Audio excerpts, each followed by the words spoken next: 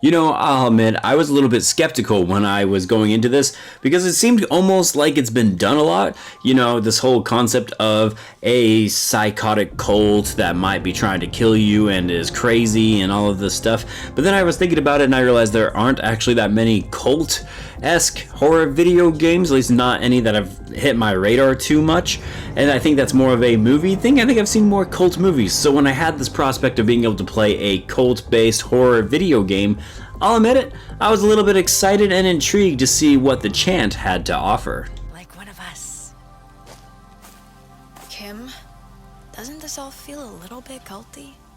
So naturally the question becomes whether or not the Chant does enough to stand out on its own and be a unique horror game that was fun and thrilling. And the answer is, for the most part, surprisingly, yes. I definitely admit I enjoyed it for the most part, but I can't overlook some of the plaguing issues, which we'll go into that in a little bit. But for now, let's talk about the plot. In this game, you play as a woman named Jess, who's having a hard time healing and getting past the death of her sister, and she meets up with her old friend Kim, who also was involved in said incident with her sister, in an attempt to basically recover and to heal from a traumatic event of her past. Nothing wrong with that, but right away you get this vibe that this cult is not what it seems to be, and during this performance of this, we'll just call it a seance, if you will. Yeah, things go awry, and then Jess now finds herself fighting for her life to discover what exactly is going on. What is this thing called the Gloom, and how will she be able to save Kim, and possibly the rest of these cultists?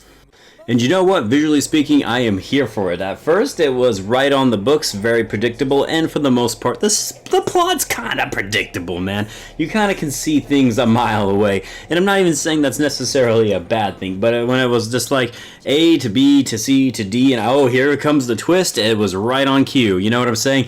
None of it's necessarily that exciting, but the plot overall, for the most part, until you get to the very end, which I will cover here, it was decent enough. From the pretty good voice acting, even to the character designs and the enemy designs, you know, I found myself wanting to finish this game. I thought it had done enough, and it had a lot of interesting ideas. It wasn't just some stereotypical survival horror type of video game, which is what it presented itself as at first. But it had a lot of good ideas. I just wished a lot of these things had met their full potential. And I think that's the Chant's biggest downfall, is a lot of the systems that they implemented in the game felt like they could have been tweaked a little bit more or given us a little bit more in terms of variety and options.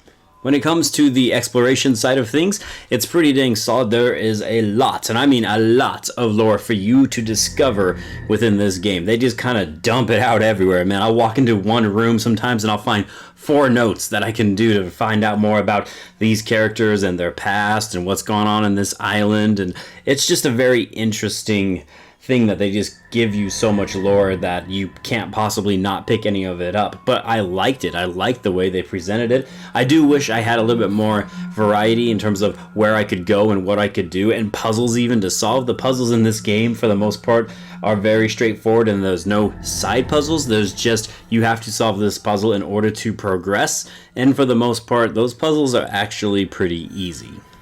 But it was solid still because it did give me a change of pace.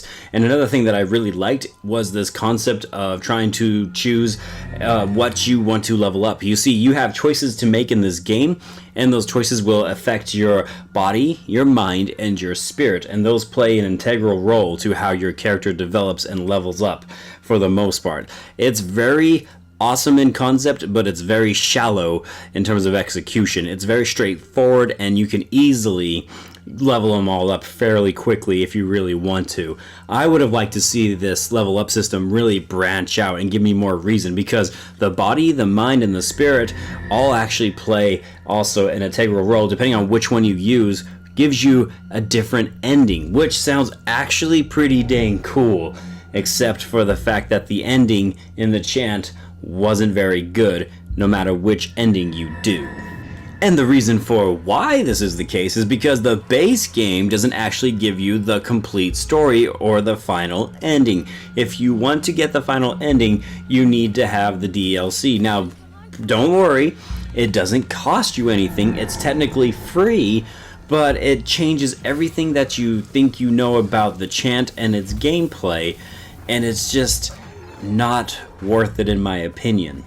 Because you see, the worst thing about the Chant, I would argue, is the combat. It's very stiff and it's really weird. Jess's movements just don't feel natural when you're trying to fight anything, and none of it just really clicks all the way. Now, don't get me wrong, the monsters themselves are pretty dang cool. I really like the bestiary in this game. I mean, a frog that has been infected by the gloom and has demonic abilities and is trying to kill you, actually pretty dang cool. I liked fighting the giant toads, just as an example. They had really cool monsters.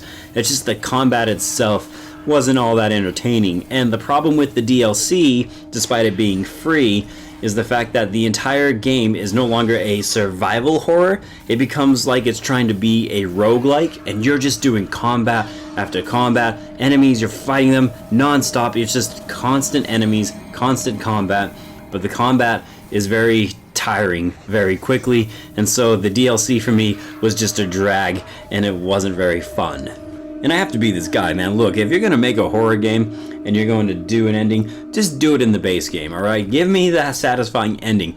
Because I didn't go through, spend 5 hours to get this little tiny clip that lists, basically it's just a cliffhanger that says, hey, download the DLC to get the actual ending, which again, I don't know why you would have DLC free and then have the ending included in there unless you didn't finish it when you expected it to. It's just weird. And then on top of that, all of the endings, mind, body, and spirit. There are 3 endings you can get in the base game, and they all basically do the same thing, and none of them were very fun.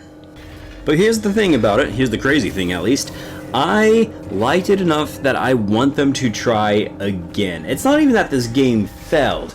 It's more around the lines of I could see so much potential from its leveling up system, from your choices having an impact, to giving you 3 separate endings and all of them being very vastly different with great impact.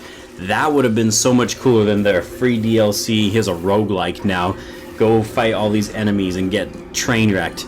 It doesn't work for this because the combat wasn't that great. If the combat was stellar, it would have been probably a different story. But since the DLC really does bet everything on the combat side of this, and that's the worst thing about this game, and it's unfortunate, but it does bring down the score a little bit.